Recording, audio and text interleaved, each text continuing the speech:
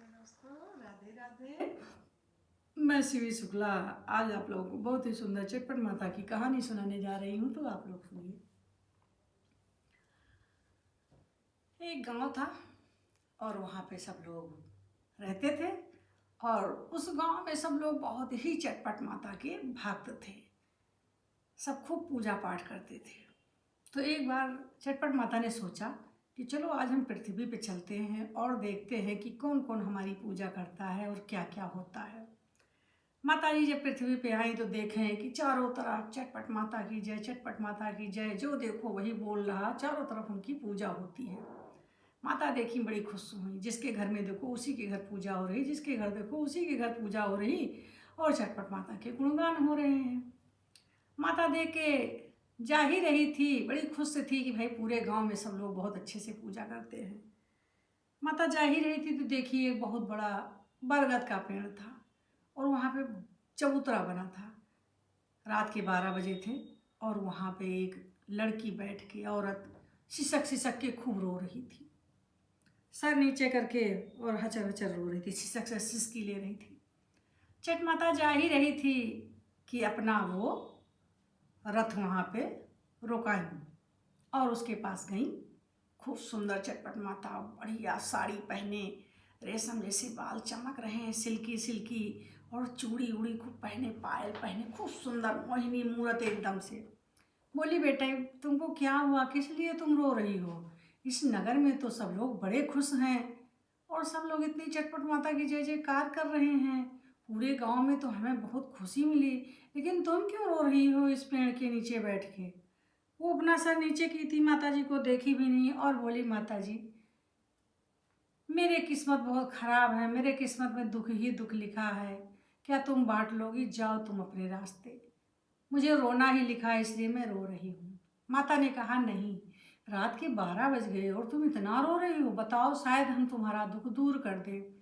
उसने कहा नहीं, जब मेरा दुख कोई नहीं दूर कर पाया तो आप क्या करोगी? बोली बताओ तो पहले तुम अपना सर तो ऊपर करो। उसने सर ऊपर किया तो देखा एक अजीब सी सुंदरता और चमत्कार जैसे लग रहा था। माता की भोली मोहिनी सूरत एकदम आकर्षित हो रही थी, उसको जैसे ऊर्जा मिल रही है शरीर में। कांपने लगी थर थर एकदम से और माता जी के सामने हाथ जोड़ लिया कि उसको लगा कि ये कोई माता जी ही है, कुछ चमत्कार ही होगा मेरे साथ शायद। उसने कहा बेटा बताओ तुमको क्या दुख है? वो रोती ही रही। माता ने कहा पहले अपने आंसू पोंछ लो और जो भी तुमको दिक्कत है सारी बातें हमसे बताओ। उसने अपने आंसू पूछे और उसको हिम्मत मिली, प्यार मिला, तो अपनी परेशानी माता जी से बताना शुरू किया। उसने कहा हे माता, मेरी शादी को 10 साल हो गए हैं और मुझे कोई संतान की प्राप्ति नहीं हुई, ना बेटी ना बेटा, मेरे कोख से कोई बच्चा नहीं पैदा हुआ आज तक 10 साल में। मेरे घर वाले सब बांझिन कहते हैं, गांव देश सब मुझे कहते हैं, मेरा पति मुझे कहता है, यहाँ तक कि कोई मेरा मुंह भी नहीं देखता है और मैं बहुत दुखी हूँ। मैं सोच रही हूँ कि मैं आज आत्महत्या कर लूँगी और मैं अब इस जीवन में, इस पृथ्वी पर मैं जीना नहीं चाहती हूँ। माता ने कहा नहीं, ऐसे नहीं बोलते हैं और तुम रो नहीं, तुम्हारा सब दुख दूर हम दूर करेंगे। उसने हाथ जोड़ा, हे माता आप मेरे दुख दूर करिए। माता ने कहा तुम अपने घर वापस जाओ। बोली घर वापस नहीं जाएंगे, मेरा कोई चेहरा नहीं देखना पसंद करता है। माता ने कहा तुम जाओ तो, इतनी निराश मत हो, रात के 12 बजे हैं और तुम जाओ, तुमको कोई कुछ नहीं कहेगा और जाओ, आज के थोड़े दिन के बाद ही तुमको सुंदर बेटा पैदा होगा और जब तुमको बच्चा पैदा होगा तो तुम पूजा कराना। बोले किसका पूजा कराएंगे? चटपट माता ने कहा कि मैं हूँ चटपट माता और मेरे आशीर्वाद से तुमको बेटा होगा, तुम्हारा सारा दुख दूर होगा, लेकिन जब तुमको बेटा होगा तब तुम मेरी पूजा जरूर करा देना, सुहागिन बुला के और मेरा पूजा करा देना, भूलना नहीं। उसने कहा ठीक माता, हम भूलेंगे नहीं, लेकिन हम घर जाएंगे, घर छोड़ के आएंगे तो मेरा पति मुझे मारेगा, सास मारेगी। बोली नहीं कि माता हम जानते नहीं हैं कैसे पूजा होती है चटपट माता की। माता ने कहा तुम जाओ और तुम्हारे सारे गांव में लोग पूजा करते हैं, तुम पूजा देख ही नहीं क्या? पूरे गांव में जय जयकार होती है। कहीं माँ मैं कहीं नहीं जाती, ना मुझे कोई बुलाता है ना मैं कहीं जाती हूँ, मैं अपना मुँह छुपा के अपने घर में ही बैठी रहती हूँ। मुझे सब बांझिन बांझिन कहते, मुझे कोई नहीं बुलाता, मैं नहीं जानती हूँ चटपट माता क्या है और कैसे पूजा होती है। चटपट माता ने कहा, मैं हूँ चटपट माता, कोई भी मानता करता है तो मैं उसको पूरा करती हूँ। लोग मेरा पूजा कराते हैं, प्रसाद खिलाते हैं, कीर्तन भजन करते हैं और मैं चली जाती हूँ। उन्होंने कहा कैसे होती पूजा? माता ने कहा सवावा से, 1.25 किलो, सवा शेर, 1.25 मन, 1.25 कुंटल, जैसे हो कहीं पूजा हमारी होती है। सच्चे मन से जो पूजा करता है उसकी मनोकामना मैं पूर्ण करती हूँ। उसने कहा ठीक माता जी मैं करूँगी। माता जी अंतर ध्यान हो गई और वो अपने घर चली आई। आई तो देखी सास अपना सो रही थी, उसका पति भी सो रहा था, वो भी आके चुप्पे से सो गई और कुछ कोई बोला नहीं। सुबह उठी अपने काम में लग गई। सास ने देखा कि बहू है तो उनके मन में भी थोड़ा प्यार चटपट माता के आशीर्वाद से जगा बहू के लिए। पति के मन में भी जगह हुई, दिल में जगह हुई, प्यार आया कि चलो ठीक है, घर छोड़ के चली गई थी तो आ भी तो गई, किसी ने कुछ कहा नहीं। और जैसे काम करती थी उसी तरह काम करने लगी, सबको बनाने खिलाने लगी और धीरे धीरे थोड़े दिन बीता तो उसको लगा कि मैं माँ बनने वाली हूँ।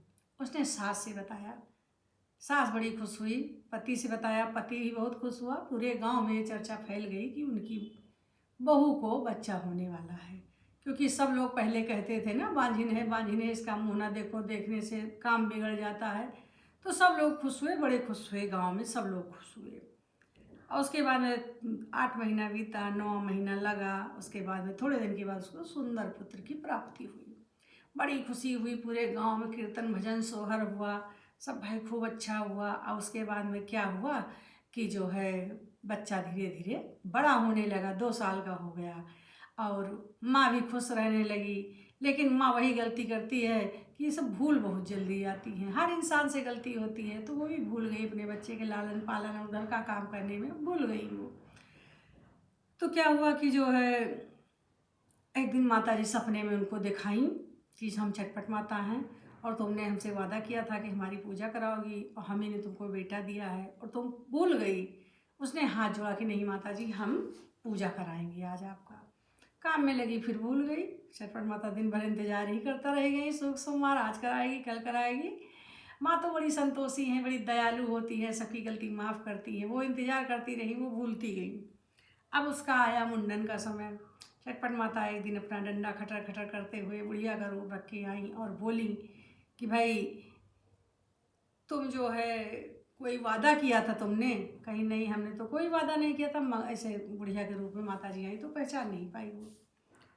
उसने कहा हमने तो कोई वादा नहीं किया था। फिर माता जी चली गई और चली गई। माता जी ने कहा अब इसको भी हमें सबक सिखाना ही पड़ेगा। माता जी ने उसके लड़की को बीमार कर दिया। बच्चा बीमार हो गया, कोई दवा नहीं फ़ायदा कर रही। माँ खूब रो रही है कि क्या हो गया भाई, बच्चा इतना अच्छा कैसे बीमार हो गया, कोई दवा भी नहीं फ़ायदा कर रही है। तो सास ने कहा कि कोई मानता तो नहीं की हो? जल्दी से उसको याद आ गया, जब परेशानी आती तभी लोग को याद आता है। उसने कहा हाँ माँ, हमने मानता किया था कि मेरा बेटा जब होगा तो हम ऐसे ऐसे करेंगे। तो सास ने कहा कि वो बूढ़ी माता आई थी, कहीं वही तो नहीं कुछ कर गई हैं, कुछ मानता तुमने किया था और तुम जल्दी से पूजा कराओ। उसने कहा वो बूढ़ी माता नहीं, वो चटपट माता ही थी। उसको तुरंत याद आ गया और वो जल्दी से पूरे मोहल्ले की औरतों को बुलाई और चटपट माता का पूजा कराई। उसका पूजा कर ही रही थी तैसे बेटा उठ के आ गया, वो ठीक होने लगा। मम्मा मम्मा कह के गोद में आके बैठ गया। उसने टीका उका लगाया बेटे के और जो कलसा का पानी था उसको छिड़का अपने बेटे के ऊपर, प्रसाद खिलाया और वो एकदम स्वस्थ हो गया। चटपट माता भी खुश हो गई और उसके घर में खुशियाँ खूब आ गई।